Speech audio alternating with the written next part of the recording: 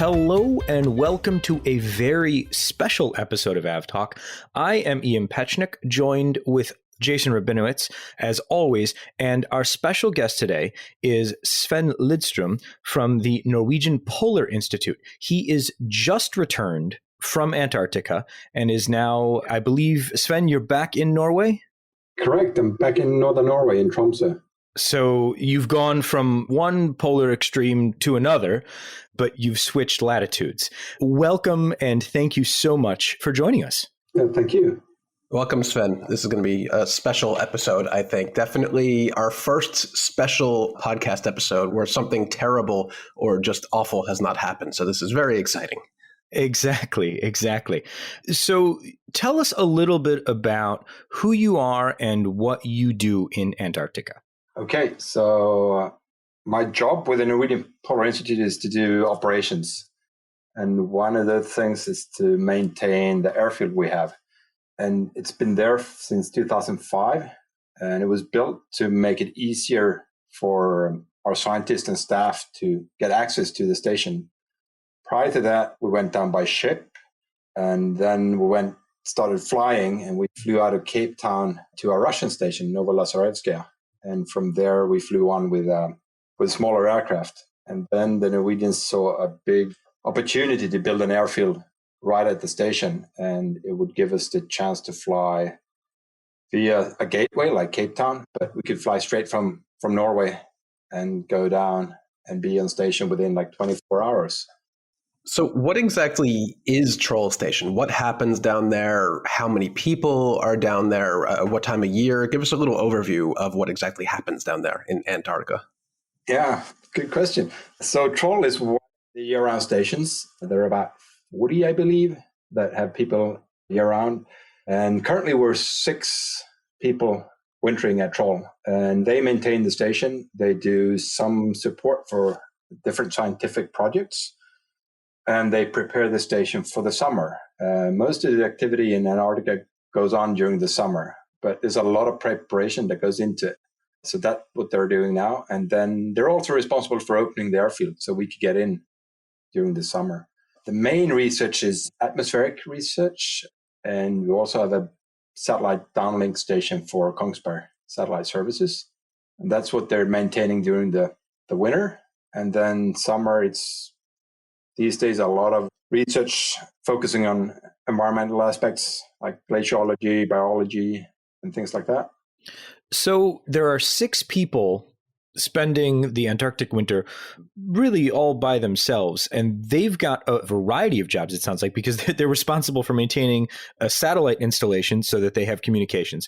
They've got just the regular housekeeping, I suppose, and then they're also maintaining a 3,000-meter runway. So is there any time to rest for the winter crew? Well, it's during the winter they're supposed to be resting, but no, honestly, it's not. It's pretty full on all the time. I just feel that coming back now that you get really tired just after a summer. So I'm very impressed with the people that winter for us. And they do a lot of different things. I mean, we'll hire a plumber, and he was also the one that was doing the traffic control for the flight. And he's a manager and he's helping out baking, and they're very skilled people that we fortunately can find to work for us. So I'd love to know a bit about the physical infrastructure there. What is the runway like? How was the construction done to build such a thing in such an inhospitable place? Take us through the aspects of what that runway is like and how it was originally built. Yeah, so it is on blue ice. It's located about 250 kilometers from the coast, 1,250 meters approximately. And it was built by preparing the ice using like a laser cutter to cut down or even out the glacier ice, just to smooth it out. And then that job took about 2 years to prepare it. And then what we do through the season is we prepare it by grinding up the ice to get a thin layer of ice chips and snow on top of it. And that's creating the friction on the runway. And if we wanted to, I mean, we could have the runway 5 kilometers or 10 if we wanted to, but 3 is enough. It takes quite a lot of work to keeping it up, in good conditions through the summer. And it's on a glacier ice. So, I mean, it's moving as well. The runway is moving every year. So we're looking at for the next couple of years to start to straighten it out because it's not moving evenly. So that's the thing. If you look at a picture of it now, it actually have a little bend in it. And we have this problem. It's on ice. So, I mean, with the higher temperatures we're seeing, we're struggling to keep it cold enough during the summer period. It wasn't an issue, but a couple of years, when it's above freezing, we can't have aircraft land at it. So we're putting a lot of effort into keeping the ice cold. Wow, that's crazy. And I know some airports, the physical runway doesn't move, but every now and then airports have to renumber the runways as the magnetic poles shift ever so slightly. But in this case, the ice runway is actually shifting, is what you're saying. That's correct. And it's not moving evenly either. It's like a bit of a shift in the way it moves. It's not a straight movement. It's like a twisting force on it. So given the fact that the runway is moving, it sounds like you sometimes need to reconfigure the runway. But what happens if there's just a hole in the ice? How do you repair an ice runway to let an aircraft land on it? Oh, good question. Yeah. So we do get the holes and the cracks and like you could do in normal ice. And we have a procedure that's been developed through the years where you go out and find the cracks.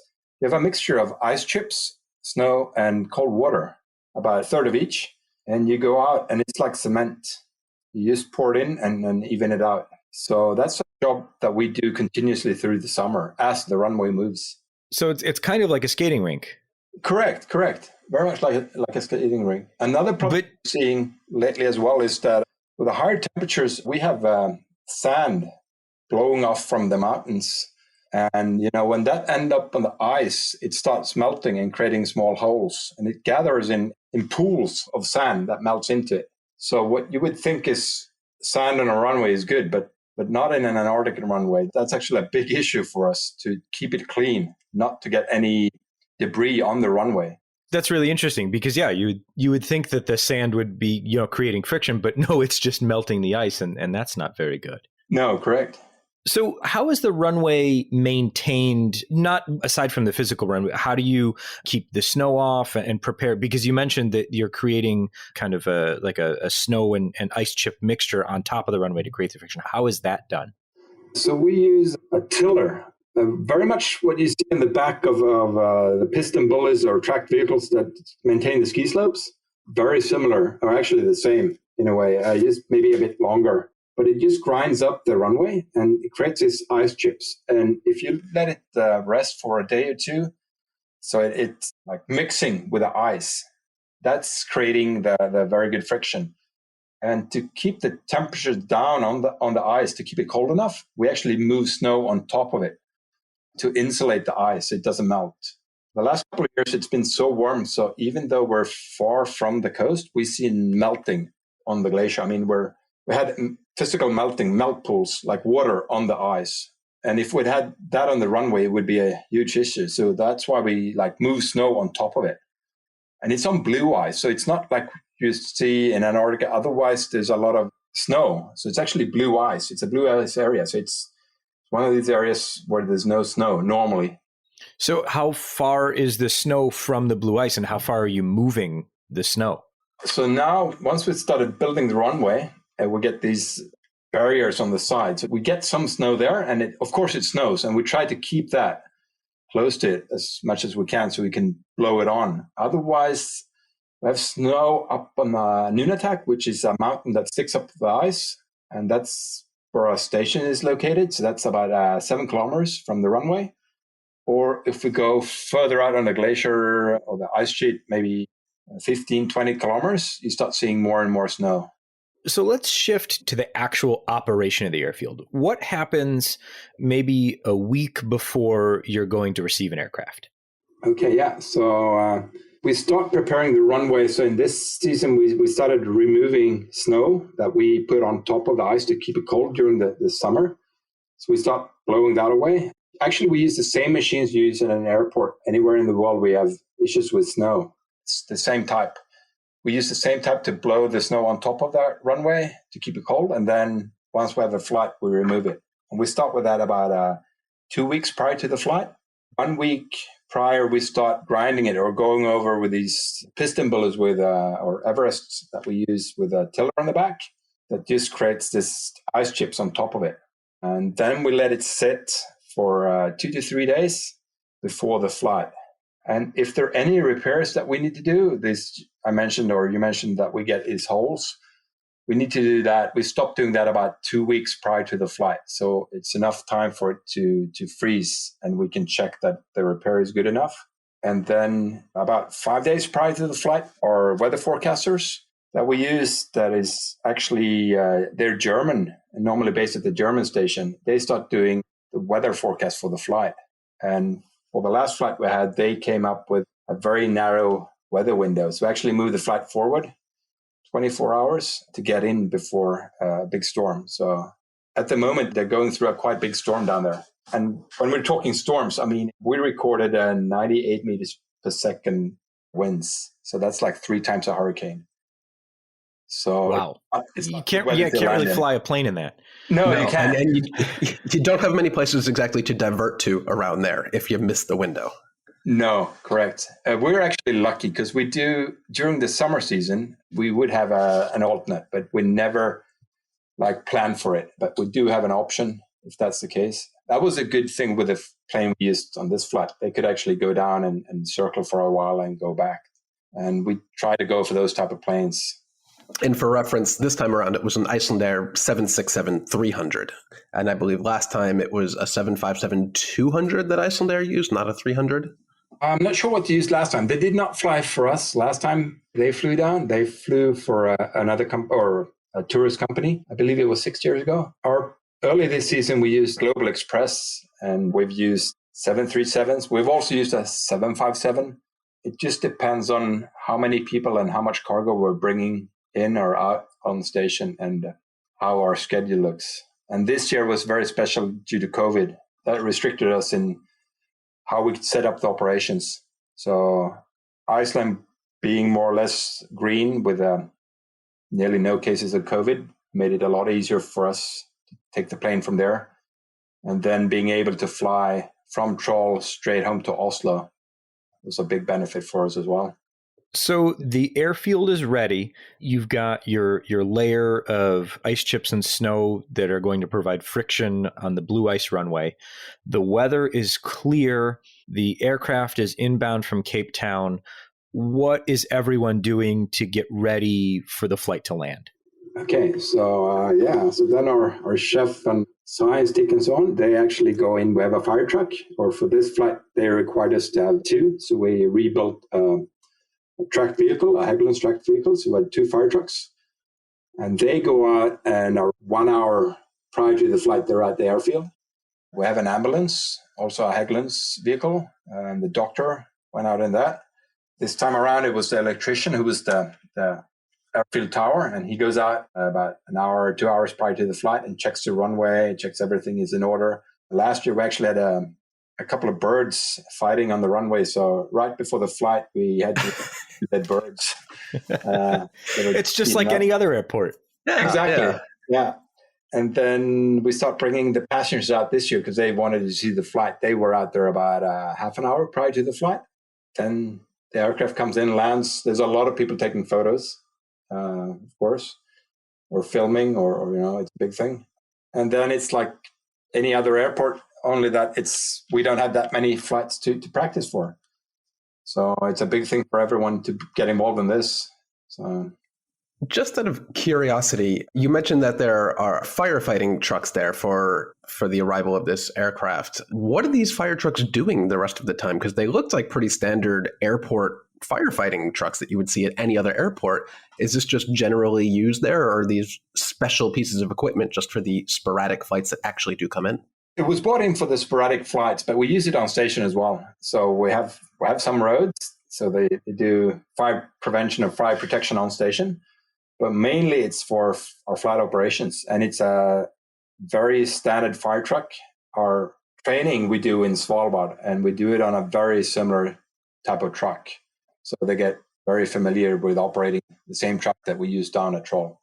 I find that particularly interesting, that although these are such exceptional circumstances, such an odd thing to have a passenger aircraft land somewhere as exotic as Troll Research Station on Blue Ice Runway, there's still normal aspects. Like there's a normal aircraft firefighting truck and there's some sort of air traffic control tower. I guess what I'm interested in also is what is in that air traffic control tower, if you could call it a tower, I guess. Do they have radar? Are they just talking to the aircraft via radio? How do they know that the aircraft is coming or where it is? Okay, good question. You would be a bit disappointed. So the tower airfield, it's a regular Toyota, and we have this Airband VHF in that, and they can connect to a weather station out at the airfield. Most of the flight following is done from station. That's from our ordinary ops room, so where we do all our operations down there. There's no radar. We do tracking. We have an ADS-B installation for connected to flight radar, so we track the flights all around.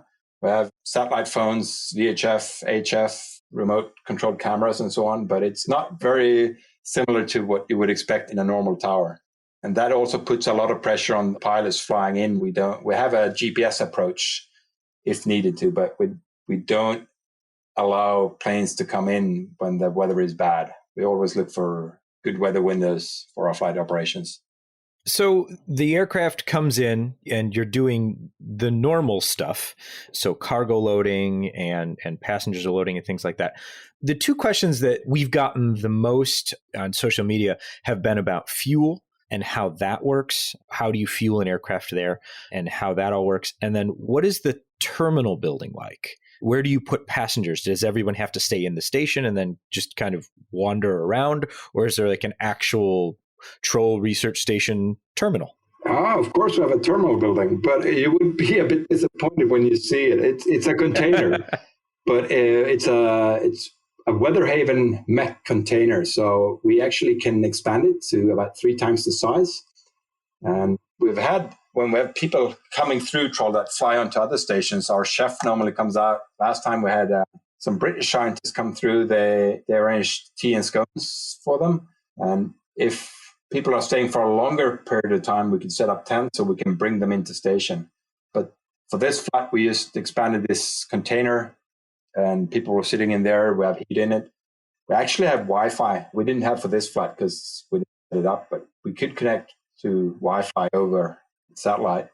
There is no tax-free, not yet. It's so far sounding like a lot of Ryanair or Allegiant Air airports, and that it's just some sort of bin out in a random airport. Wow, I was hoping you'd say this is something very special, but yeah, it's probably, we don't have a VIP lounge yet. We're not VIP people, I think, either. Not yet. But it's pretty basic. You get your own tent. Yeah. Priority boarding, somebody must have it there. Every flight has priority boarding. Yeah, that's when I go on board. Our toilet is very basic as well. It looks nice from the outside, but it's 2 empty drums we use. So it's not too fancy. And then, so how does the fueling work? Oh, the fueling. Yeah, correct. Yeah. So for this last flight, they didn't fuel at all. And that's also a big benefit for us because the fuel price in Antarctica is ridiculous. The price per 200-liter drum of Jet A1 is 1,200 euros. So we also look for aircraft that do not use as much fuel or as little as possible. But we have a fueling container that's built to specs, and we have pressure fueling like any other airport. And then we could fill this fuel container to 16,000 liters of fuel. And then we could just pressure fuel the aircraft if needed. We've had like C-130s we had down a couple of years ago, and they required a lot more fuel. And then we actually had to pump from drums, but we can adjust the fueling facility to pump straight out of drums into the aircraft. It just takes a lot longer. So in this case, the Icelandair 767 probably didn't need all that much servicing. Was there anything that it did require down at Troll that it could not bring on for its own round trip? No, they brought everything. The crew was actually more busy taking photos out there than doing anything else. So, which is normally the case as well. It's a big thing for the crew as well to fly down. But yeah, everything was prepared well in advance, so they didn't require anything from us. I mean, that's really interesting to me that you, and it makes perfect sense because I was just running kind of that you said 1,200 euros for a 200-liter drum, which is roughly 4 to 6 times the cost of fuel that you would find not on Antarctica. But that leads me to my question. How do you get the fuel from, where does the fuel come from? Yeah, so we actually bring the fuel all the way from Denmark. We have a that departs Denmark, and then it goes down. It normally passes through Cape Town, and we've had prior or earlier seasons we bought fuel through Cape Town. We did run into some problems with a lot of contamination in the fuel, which is not a good thing for aviation. So we just started buying it in drums from Denmark, and it's shipped down. It takes about a month for the ship to come down. It offloads the fuel on the coast or on the ice shelf, and we bring it to station in tractor traverses. So long trip for the fuel to get there. How long does it take to get from the ship and the ice shelf to the station? So normally we calculate about a round trip is a week. It's all weather dependent. Sometimes it goes a lot quicker. Sometimes it takes a bit longer. But we calculate about a week per trip. So from station down to the shelf and back. So with the summer season coming to a close and most everyone gone, are there any changes to the airfield during the winter? Is it just kind of kept in stasis, or is it kept ready to use? And if you're using it, how, well, it's dark there. So how does that work? Oh, yeah. So we kind of put it to rest, but it's if needed to, we have been bringing aircraft in during the winter to get people out that are sick. It would take them about a week or 2 weeks, just depending on the amount of snow and the weather, to get it ready. And if they need to fly in midwinter, we do have lights for the runway and poppies and set up for it. But that's not something we plan for. The weather in Antarctica during the winter is quite hostile, and it is dark. So you don't want to have to use those things. No, correct. Right. But we have done it. Are those lights wired into the ice runway, or do you bring those out as necessary since you don't use those very often? We bring them out as necessary. As I mentioned before, it's a big problem for us with the moving runways. Anything we place there, we have to remount it ever so often. Also, the cold climate and the UV irradiation during the summer takes its toll on any equipment we leave out. I want to go back to the moving runway thing because that's just fascinating to me. How much is it moving a year? I mean, like Jason mentioned, we've seen regular airports have to rename their runways, from 27 to 28 or something like that. But how much is the runway moving every year? And we didn't ask, does this runway have a number? Oh, yeah, we should. Well, it does have a number. And that's another thing, actually, with runways in the polar regions. It's if you refer to north or grid north. But we do have our runway, and it's runway 07 or 09 and runway 25 or 27. Luckily, it's kind of moving in the same way. We get this little bend, and it's about a couple of meters per year, actually. Quite even. I'm sorry, did you say a couple of meters? Correct. I was thinking like a few centimeters here, a few centimeters there, a couple of meters per year. That's incredible. Yeah, it's not the normal runway as it. Yeah. Wow. This might be an impertinent question, but do you do lavatory service? Or is that just like you bring in what you bring out? We don't. We try to avoid it. Yeah. We tell them to take out what they bring in. We've had planes stay overnight, and then what they do is they empty the water prior to land.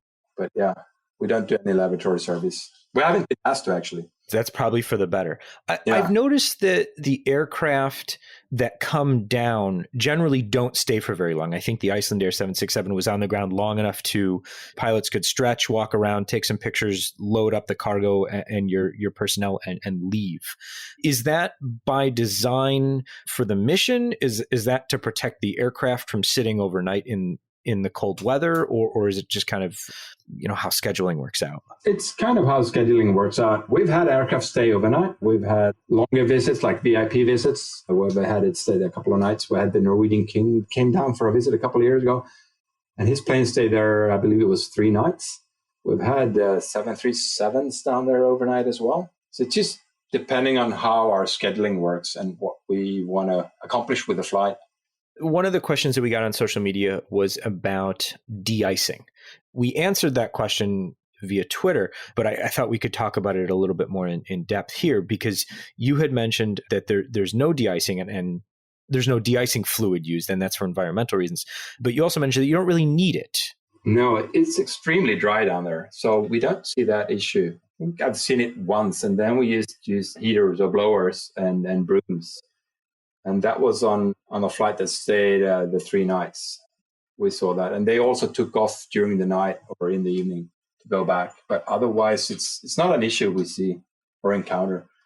Is there anything special that happens with the airfield once the aircraft leaves, or is it just, okay, they're gone, everybody back to work? Well, we go through the airfield and check what it looks like, and we put it to rest until the next flight. But it's pretty much just go back to normal work. So when is the airfield open? Because I know we always talk about the summer season, but it's not like a full 6 months, 6 months on, 6 months off, is it? It's more kind of more condensed. Yeah, correct. So normally we open it in October, November. And then we've had flights into mid to late March. But a normal season would be between early November till right about now when we flew home. So mid to late February. And then when does the airfield, you said it takes about 2 weeks to start getting the airfield prepared. Do they do anything prior to that for kind of the first flight in the end of October, beginning of November? Does the ship go down first to make sure that there's fuel there and all of those things? Or is it just kind of, we can start bringing people in and then those people go collect everything from the ship that's come down? Yeah, correct. So our winter rovers that we have on station, we all train them, prepare them so they can open the airfield for us. We do flights coming in already in November, and our ship comes in around Christmas and New Year's or mid-January. So our season starts, the ship comes in is probably about halfway through the season. So one of the questions that we got from social media, and this is something that I hadn't even considered at all, are there passport or security checks before people get on the plane? Question. That's a great question. It is a good question. And honestly, nobody cares when you come down there because it's this Wild West. But the go back when you go back. So we do passport checks, and we've had issues with people forgetting their passports. And it's not a much problem for us down there because we're all very friendly, but it's coming back to normal life, showing up in Cape Town or in Oslo without a passport. So we do passport checks prior to departing, but everybody's welcome if they come down, and we don't check your passport on the way down. But most people want to stamp the passport with a station stamp, so they show it voluntarily. I think that's absolutely wild that you can just show up in Antarctica. So if I just kind of wandered over and said, "Hey, how you doing?" It would be just like, "Come on in." Most likely, yeah. It's Jason, a very let's go. Yeah, get the BBJ ready. Let's head down. Community down there. So I would assume that it has to be kind of that way because you only have so many people, and there's, I mean, just even thinking through the airfield operations, there's so much that could go wrong. And I guess that the community down there kind of has to be just, yeah, we'll pitch in and do whatever needs to be done. I mean, you mentioned the electrician was operating the air traffic control tower. You had a plumber doing I mean, I think I heard the cook mentioned a couple times too. Yeah. The cook was in charge of the fire truck. So I mean, with all of this going on, is there kind of a rotation, or do you know beforehand, I've been hired because I have chef experience, I'm going to go to Antarctica, but also when I get there, at what point do you tell the cook that he's going to be driving a fire truck? Is there like a chore wheel that you spin and you're like, oh, you're on air traffic control duty today? No, so we do train all the wintering staff to be able to do all different aspects of maintenance and running the runway. And then normally they come in and they say, well, I really like doing the tower, or I really like doing the fire truck. We train them and we rotate them through. So they've tried at least 2 or 3 of the different tasks that they are forced. So one thing is, if there's a flight midwinter, it would be because there is an incident and 1 or 2 people would be decommissioned. So they must be able to handle all aspects of bringing a flight in.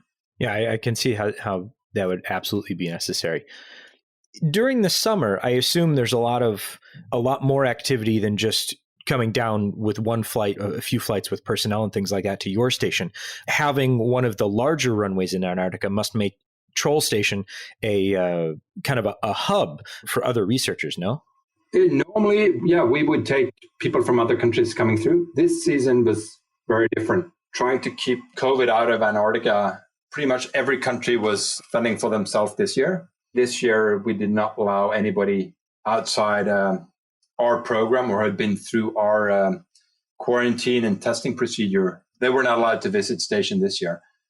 But a normal season, we would have people from other stations come through, and we could also bring them in on our flights, and they would then continue to their station with a smaller aircraft. So there are actually cases where there are intra-Antarctic flights taking off from Troll Research Station? Yeah, correct. So we've had that happen a couple of times, that people come through and they stay on station, and then they fly back to Cape Town, or they come in from Cape Town or wherever, and then they would fly out to their station. Definitely the world's most out of the way connecting airport, but I want to do that one day. So if a flight is coming in that isn't for your station, who's in charge of the bill? I mean, is that kind of the contracting station, or is that like a cost that's built into your budget, or how's that work?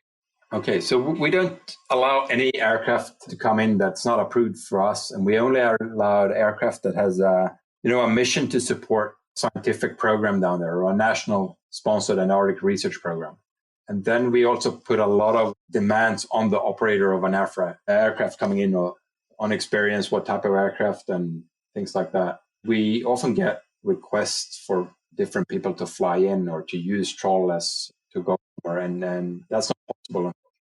So our funding comes from the government to run the airfield, and it's only to allow scientific research on the continent. So for our scientists and for other countries' scientists that come down. What's the most common aircraft that you see during the year on kind of the intra-Antarctic flights? In a normal year, obviously. The intra is the Basler. It's very common, the DC-3. And okay. So the turbo converted, the DC-3. Those have to be. I've never flown in a Basler, but I can only imagine what an upgraded DC-3 feels like. It's the coolest ever. It's a really cool aircraft, and they're actually, when you see them, they're modernized. So they look old and they feel old, but they're quite modern. So it's like being in an Indiana Jones movie flying around in it. Another very used aircraft is the Twin Otter. Flies everywhere as well. It's pretty much just those two. Years ago, the Russians used AN-2s, which is a biplane. Oh, wow. AN-2 all the way down. That would be amazing. That's insane. That's a pretty cool aircraft. It's the only time I've been flying backwards, actually. Too strong, so we couldn't make it. Yeah. What's the largest aircraft that you've seen down there? The 767 is pretty big. Yeah, that's the largest one we've had, and I think it's the largest one in our part of the continent. I know the Americans and the Australians, they use the C-17 as well. But yeah, the 767 is probably the largest. What's the largest you could support? Honestly, I don't know. Well, whatever can land on 3 kilometers of runway, I think. It's a length, not a strength issue. So we did have some work study the strength of the ice, and that depends on the temperature of the ice quite a bit. So when the ice is too warm, we cannot take the heavy aircraft. But like now in February, and if it's just cold enough, that's the strength is very good. I know the Americans had the C5, I believe, and that was during the winter. They land on the sea ice. I would guess we could take it as well if we wanted to. Yeah, the problem would be to refuel it. Yeah, it would have to bring in its own fuel. Definitely a case, probably more than anything else, of you can land down there once, but taking off is a whole other, probably not going to happen scenario. This has been a fascinating conversation, and I'm so glad that you were able to join us for this, and we could get a good look at what's happening in Antarctica. And hopefully the folks listening to this special episode of the podcast, go check out the Flight Radar 24 blog, because we'll have a companion piece up there with a lot of photos that Sven has taken over the past few years that kind of explain a lot of the visuals that we've talked about in this particular episode. So Sven, thank you so much for joining us today to talk about it. And thank you so much for being so gracious and sharing both your time and your photographic work, so we could kind of really show people a very, very different side of aviation. So thank you so much for joining us. Thank you. Sven Lidström, the operations manager at the Troll Research Station down in Antarctica for the Norwegian Polar Institute. He is now on the other side of the planet, up in Tromsø, Norway, and hopefully enjoying a reacclimation to non-Antarctic life. Thank you so much again. Thanks.